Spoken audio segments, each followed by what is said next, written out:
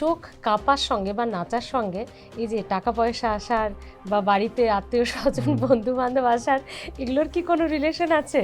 দেখুন সেইটা তো বলতে পারবো না, সেইটা তো আমরাও শুনে আসছি যে এইগুলো প্রাচীনকাল থেকে মানুষ ভেবে আসছে। এবার সেইটা নিয়ে কিছু কমেন্ট করব না, কিন্তু চোখ কাঁপা মানে সেইটা কিন্তু সাধারণত খুব কমপ্লেক্স কিছু জিনিস না।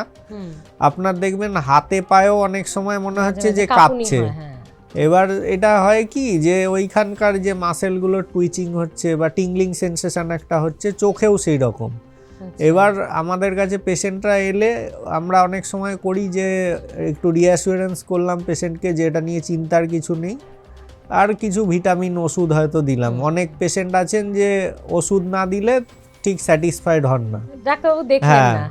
এবার তো সেই ক্ষেত্রে দিতে হয়, কিন্তু এইগুলো হচ্ছে অত যে চিন্তা ভাবনার কিছু নেই।